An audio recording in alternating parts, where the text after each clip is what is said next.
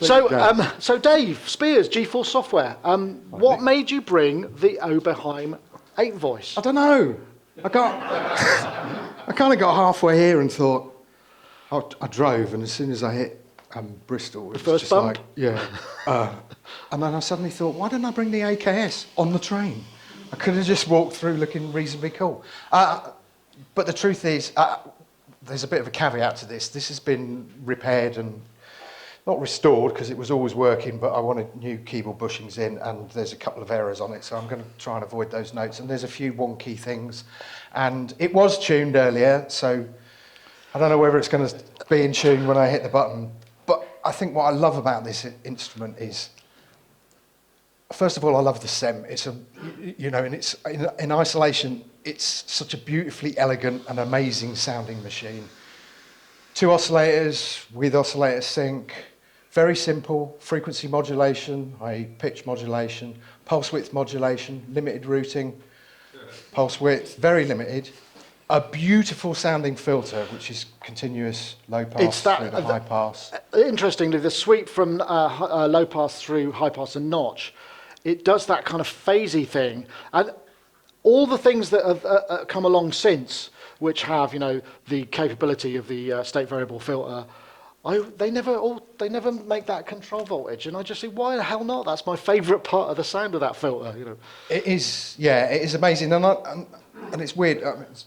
Some people know here that I did the Bright Sparks documentary, and during the process of filming various people, we interviewed this guy Dennis Collin in America, who's kind of very well known for the ARP 2500, the mega filter, the multi-mode resonator filter, 1047 I think it is, if I want to be really nerdy, but that could be wrong. And according to a conversation I had with Mark Doty recently, Tom Oberheim said that he was also responsible for this filter. Now, I haven't had that absolutely confirmed with Tom, but it makes a lot of sense for exactly what you say, that kind of very phasey thing, and Dennis's thing was phase shifting. That's what he absolutely loved. But while I love the simplicity of a lone SEM, I adore the lunacy of, well, let's make it polyphonic. And it's like having 8 mini-moogs, although obviously the filters and stuff are different, but it's the equivalent of kind of bolting 8 mini-moogs together and going, right, so there's one for one note, one for a second. So the idea that back in the day, well, this one belonged to Chick Corea, which he toured in 1978. That's provenance for you, isn't it? Yeah, we got the flight case, which looks really cool. It's got the stencils on it. Yeah. In fact, I want that as a coffee table in my house, but my wife said, I'm going to leave you if you bring that in the house. So she's gone now. No, in the flight case. Yeah. Would fit, probably. A good-sized body. Yeah. It's that idea of, you would take this out live and you would try and, because in order to use this as a kind of uniform polyphonic synth with 8 notes available that are all the same, every one of these SEMs has to be set up identically. And I kind of felt sorry for his tech. I did years on the road as a tech, and the idea of kind of running in between, particularly, with somebody like Chick Corea, where I suppose he could get away with a lot because it was jazz. It's out of tune. Like Norman Leake said earlier, just play it twice. Microtonal, isn't it? Yeah. But it's that lunacy of that, and one of the reasons we bought it in the States and had it shipped back and stuff, and it needed restoring.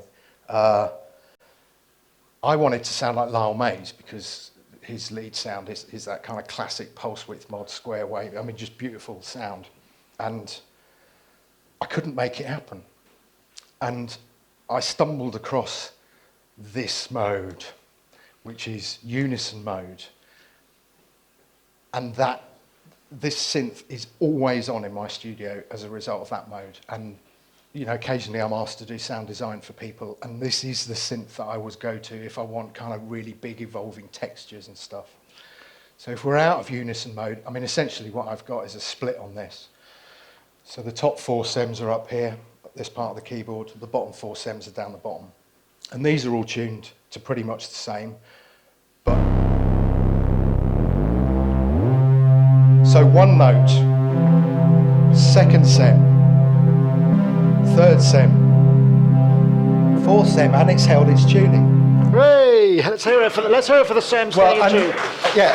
At least the bottom Sem. And now we have to worry because we've got the top Sems, and this is where the Unison mode really comes into effect. I won't put it into Unison just at the minute, but we go first Sem, second Sem. Oh, where we've got a pulse width So mod. polytimbral kind of on across a chord. And again, really simple. It's only a triangle LFO waveform, so there's no squares, there's no randoms, there's no sawtooths. Third note.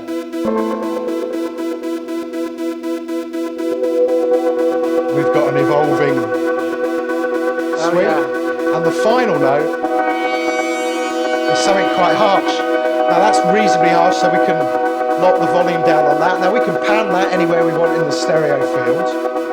But when we put that into Unison mode... Stand by. So both.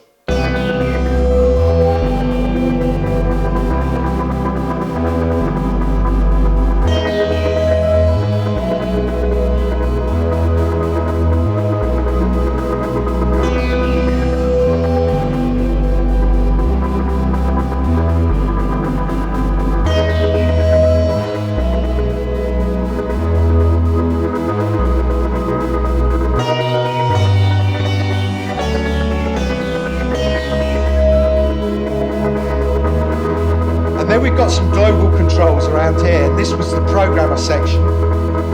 So I can open all of the filters on this up and we can hear it raw. Oh. Yeah, that's nice.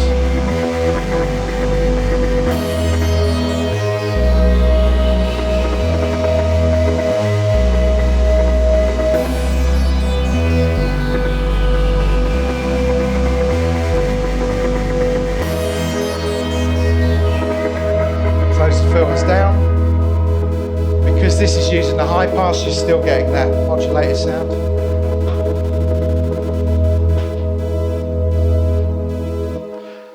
It's beautiful. It is a beautiful thing. So, on a scale of 1 to 10, how sure were you going to be that when you hit the notes that we were going to have what you left the house with? It was well, actually, until I got here and did a little test, it was about a 5. And then I thought, well, once we've got people in the room, it's probably going to go down to about a 3 with the heat. But all the temp codes were replaced. I mean, the guy who looks after our synths, Kent Spong, who obviously did your CS15, he's a great engineer.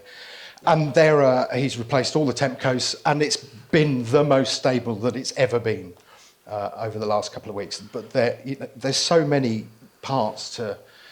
I mean, when you take a SEM out, it's layer upon layer of board, and they're all interconnected, so they kind of jam together, and anything can go wrong.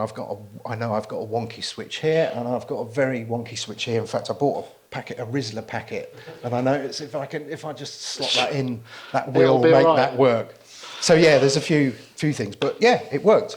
It's interesting, isn't it? Because in this modern day where we're spoilt really for choice in terms of polyphonic synthesis. I mean, the market says, why don't you just do a poly? Why don't you just do a poly? And this is kind of the reason why it's hard to do a poly, because this is a poly, but you have to keep all of the individual notes in tune. It's the routines that have to go on under the hood that would keep this in tune. Goodness knows what you'd have to add to this to make it an actual repeatable poly without any of that stuff. Yeah. I mean, there's so many elements to it that kind of blow me away. I mean, the fact that, if we wanted this all 8 voices the same, we'd have to set everything up identically. I mean, there are a few little kind of helps. Yeah, this program select. I like the fact this is very optimistic. This thing. What does that actually do? It's never real world. To be honest, it's never really worked. Oh, okay. Well. But again, what I love about it is that this was made at a time when the industry was kind of finding its way through it. The industry existed, but people were, I think on Bright Sparks, Will Gregory said, people were locked away in their back rooms and they were having a punt. Maybe this would work and maybe this would work. And I think it's a really interesting stepping stone, because if you compare this, where the only thing that's programmable on this is because we've got an offset between the 2 frequencies. So that's oscillator 2. Is that across all of them? Yes. Right, so now they're... oscillator 1. Right. We've got a VCF. The modulation is basically the envelope, the VCF envelope depth. We can switch stuff into external mode. So you can see here we've got external mode, and that gives us access to these envelopes. So this is obviously the VCA, which Right, is so this is like envelope 1. just a master. This is effectively like an envelope module that just controls all the other ones, right? Yeah, and you can hear, because it's, you know, when you tune any of these, there's no stepping between the notes with this. There's quite defined stepping, so we know that this is, I'm pretty sure this is digitally controlled. Yeah. Right, okay. Which for its time was amazing. So when you compare the, you know, no programmability with the polyphonic synth at all, this, the CS80, which had the flap where you kind of replicate the main panel underneath, and then, of course, the Prophet 5. And the Prophet 5 with the Z80 chip changed everything. So this was a really fascinating, for me, it's a really amazing stepping stone.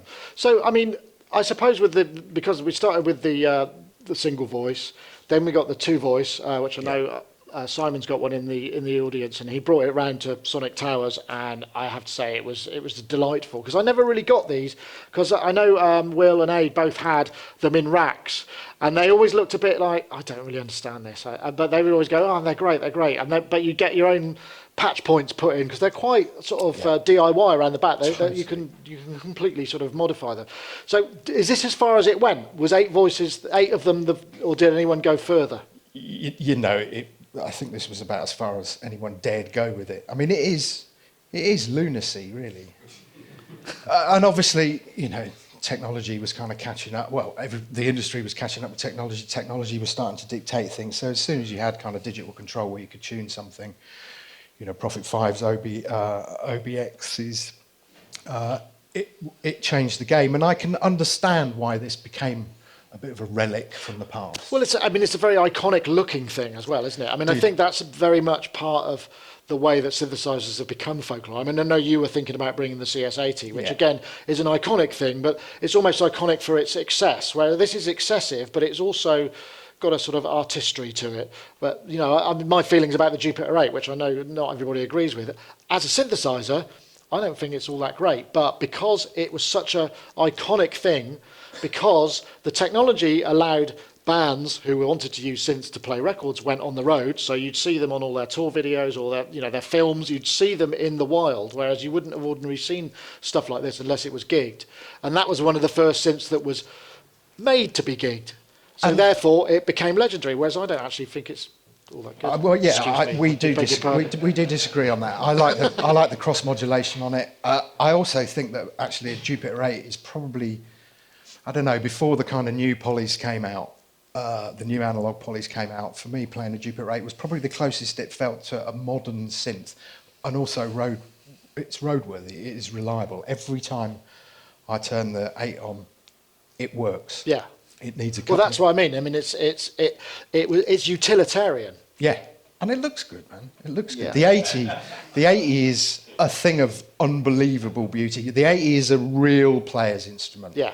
Well, Eric Persing just posted that video with Pedro Eustachi, I think he's called. Eustachi, just what a great name for somebody who's involved in music, isn't that? Eustachi, isn't that to do with the auditory system? Yeah. And the way he was playing it, I was like, okay, I really, because I've only ever touched one a couple of times, but I really got that. But it looks actually quite hard to play well, because it's you got to wrestle with it, I think, with the poly aftertouch and whatnot. Certainly in our studio, when people come in, they go straight for the 55, because they go, oh, it's a Moog modular, oh yeah, great.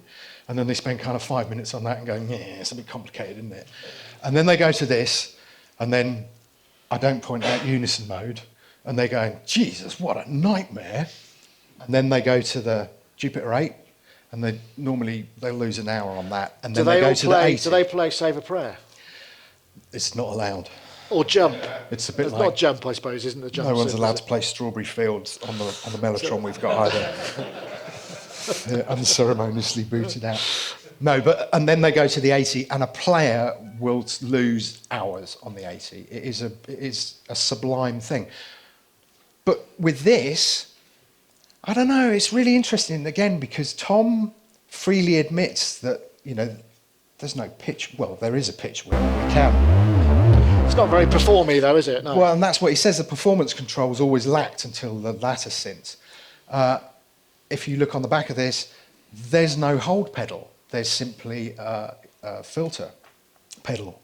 Right. And it's little things like that. So it's basically it's pre-performance. Yeah, yeah, and it's something that, and the other thing I love about it is that it wasn't really built for the kind of rock industry keyboard players. This got adopted by, well, Joe Zawinul, Birdland, all that kind of stuff, Matheny, and it was really the kind of jazz. It's like a serious studio instrument, really. I mean, it's interesting because you go to all this trouble to kind of like make it repeatable, and then nothing else whatsoever to make it any good for live. Because I mean, look at the size of the keyboard. Yeah, as well. I mean, 49 notes. It sort of seems. Yeah, and there's a couple that, I mean, this one you'll see it takes a little while to return. I like that. So what I did was that piece. You did, yeah, I noticed. Don't you play avoided the F. that note. Avoided that note. So when did you first become aware of the? I mean, was it a two-voice or a single-voice SEM that you first? And that, I mean, because this obviously came out, you kind of gone straight into this. I did, yeah. I've spent my entire life trying to. Most people probably won't know this album, but the Herbie Hancock Sunlight album, on the back was a kind of setup of keyboards with Herbie, and it was things like the Polymoog and the 2600 and the CS. It wasn't the 80, it was the 50, but I'm getting super nerdy there. And there was this. And basically, I spent my entire life trying to recreate that setup in the hope that one day I could probably be a little bit like Herbie Hancock. But I failed on all counts, except owning this and a few other little pieces. But yeah, no, it was this. It was this. And I mean, I used to go and see, Pat Metheny, and Lyle Mays was a keyboard player, and he would use one of these live, but it would only be for one particular sound. I mean, that's excessive, isn't it? I mean, that's kind of going really, really going somewhere. It's like having the gong on the bass drum and you only hit it once at the end. Or maybe you don't do that number that night and then it's just there for show. Singer's got a bit of a cold, we're not going to bother. You can't hit that C today, so we're not going to use that. I don't think I've ever taken this out live. But in terms of sound design, I mean, that, the upper section when I was playing with a single... Yeah, note. we should have some more sound. Let's I haven't really got any more sounds, but the idea. What about these other programs, though, Dave? They don't work. But that's using 4 SEMs, so you get an idea that if you're only building textures and we want to eliminate the bass, then we just take it out of split, and then we can build up these absolutely huge textures. So the keyboard mode does you can split the keyboard. So if you're in split, you're going top, bottom, or top, whichever way. And then if you're not, then what happens when it's not in split?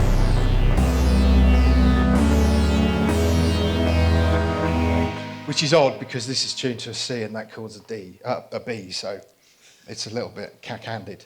It just sounded nice to me. But this idea that you can take every single one of these SEMs and gradually build this hugely expansive thing, which I've done for a couple of artists on occasions, where they'll call me up and go, "Oh, I need a sound for this." It seems like it's like the ultimate rave chord sample machine. Yeah, so you totally. just basically make one chord out of it and then sample that. Totally. It's one of the reasons why on Imposca 2 we put the chord function, and it was just like, because I want this, and I want this in something a bit more reliable. What's amusing is when the artists have called me up and gone, "Give me a sound for this," and I've created this huge texture. I can spend a day on it, and then I'll send it off. And they'll come back and go, one of them's out of tune. Very slightly out of tune. And I'm thinking, well, I fucking don't know which one it is. Oh, yeah, well, how could you? I suppose not. One of them, they're all out of tune. Yeah, what's in tune? And then you can have a philosophical discussion. Well, I suppose that's the other thing. I mean, because for so many years, the beginnings of digital, we were all obsessed, and to very many degrees still are, to being tuneful, because the human ear, I mean, there's being out of tune and sounding good and being out of tune and sounding bad. Yeah. So it's that fine line, isn't it? I mean, we did a video shoot with a guy called Steve Evans the other day, who'd only just figured out the Unison thing on the Universal Audio stuff.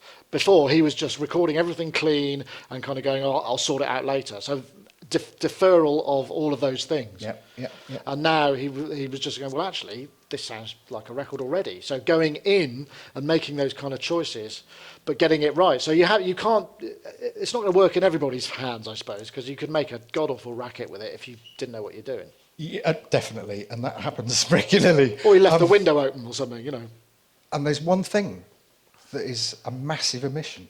There is no A440 tuning reference on this Right. machine. So you could spend ages setting something up and you're just like, oh, it sounds great to me. And like I say, you send it off and either they'll come back going, yeah, one's ever so slightly out, or they'll come back going, well, I can't use that because it's all bloody out. Oh, I suppose so. Well, if you get this beautiful patch sounding exactly, and it's just I'm like, just put it in Melodyne. the wrong concert pitch. Yeah. Well, so can you play that top voice again? Because I was really intrigued with the character. Because we've also there's a mixer for each section of these as well, so you can actually you can pan and. You want it with the chord or? I don't know. Let's So see if I take it out of unison. Hang on, where are we? We don't want the split. We do want the split. So there's the first. So fairly resonant. Even the resonance. I mean, it's not a self-oscillating machine, so.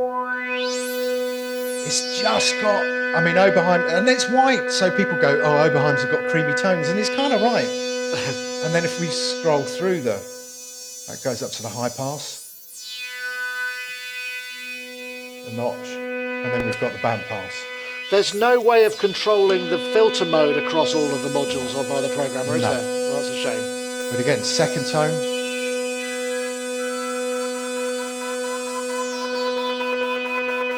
That's a pulse width with through 0, is it? Yep. Yeah, I got a very tight Good man. 90%. Well, it's a little trick. So if we can lock the volume down on that. That's so evocative, isn't it? I mean, because that's Jean-Michel Jarre territory as well. That kind of real, that picked out band pass, high pass. I love it. And no audio rate modulation. But what's weird about this model, because there's no resonant filter, not fully resonant, it feels like it's missing a whole sort of subharmonic range that you can't get without access to those. Yeah, okay. No, I mean, I'm not saying this sound isn't particularly bassy, but it's interesting that it has become such a legendary, and is still. I mean, because you can get some beautiful bass sounds without resonance. But that's kind of interesting, isn't it? Because I suppose at the time the alternative was the ladder filter, and you put some resonance on that, and all the bass goes away. So you're better off perhaps with a two-pole if you want some resonance in your bass. And I tend to gravitate to the 12 dB filters for polysynths because, well, you get a little bit more bleed through on the top end and stuff, even at high resonance values. And I think for me, it just kind of sits. For me, the 24 dB is a little harsh sometimes on a polysynth, not necessarily on a monosynth. That's one of the reasons why I love the Oscar so much, is that when you crank that resonance up with the overdrive, you don't lose any of that bottom end. In fact, it becomes nasty. It's interesting, isn't it, the different filter topographies, and they really, it's almost like a kind of religious, it's like East-West, which I know everybody hates to sort of, if you ever bring up the East and West Coast synthesis, you just get loads of flack. But I mean, it's a similar thing for filters, low pass ladder. I'm kind of over that sound personally, but I know someone's going to be speaking a bit later on who might actually have a stronger opinion on that. But that's going to be fun. So I'm not sure. I can't see what the time is, and I forgot to check what the time was. 22. Oh, well, we got a few more minutes. Okay. Anybody got a question? No. Good. You've covered it. You've covered everything, Dave. That's astonishing. That's astonishing. One thing that so where does this get used most? I mean, you use it. For your own capabilities. I think this might actually just run out of juice. Oh, well, there we go. But that's it. So where do you use this yourself? Oh, it stays in the studio. It doesn't. And what does it get used for? It's those kind of big multi-timbral chords and unison? Really unison. Honestly, I use it in unison more than anything else, just to create these kind of huge expanses. Because for some reason, and I think it is down to the kind of 12 dB filter and it's a cliche, but the creaminess of the sound, I can get it so it just sits within a track. I suppose that's the other thing, isn't it? I mean, to fit something of this size into anything, I mean, that's sometimes quite challenging in itself with analog electronics, right? Yeah, everything's challenging, which is half the fun. In fact, this has got a nickname. It is nicknamed the Titanic because I kind of feel like the captain of the Titanic, and there's at least, well, it appears to be unsinkable, but there's a fair chance it's going to go down at some point. So, yeah, somebody will go, switch the Titanic on, try that. Well, that was one of the stories when Dave said, I'm either going to bring this or the CS80. Either one, I said, okay, you're going to have to bring your own stand because there's nothing I want to put underneath either of those synths and be responsible for holding them up and stopping them from crashing to the ground. So I'm glad you brought your own hardware. Well, and this isn't heavy. This it's isn't not. heavy. Is it an air box? There's quite a lot of air in those. Under these are amazing. And there's another really interesting thing is that, we know that Tom created the SEM to be an accompaniment to somebody playing a mini Moog, and he built the little mini sequencer. In fact, he built one of the first ever digital sequencers, which we've got, but it's never worked. But I've got the little mini sequencer, which is beautiful. And when you plumb that in via CD gate, that either takes over SEM 4 or SEM 8. And then he went to the two voice. Now the two voice is again a thing of beauty, and it is tameable. One of the really fascinating things is we know that obviously the four voice came next, but he always had in mind that this was going to end up as an 8 voice, because under here is all of the keyboard control boards, and they are literally stack upon stack upon stack, and that's 8 boards. So that literally that's all the will way go all the way down. That's going to the bottom of the case, folks, because I don't think you can see this. So I'm just right. For me, it was, Tom was a musician and an amazing engineer, and somehow he kind of captivated this sound, and it worked. I mean, he'd done the phase shifter and stuff before, and the ring modulator, they'd all done really well for him. I don't think that this has been really surpassed in terms of musicality. I loved the OBX because obviously you've got the polymod and stuff for mad effects, but there's something about this. It's quite raw, basic synthesis. Yeah, and the elegance of a single sim versus the absolute lunacy of 8 sims. Fantastic. Dave, thank you so much for bringing it in. Thank you.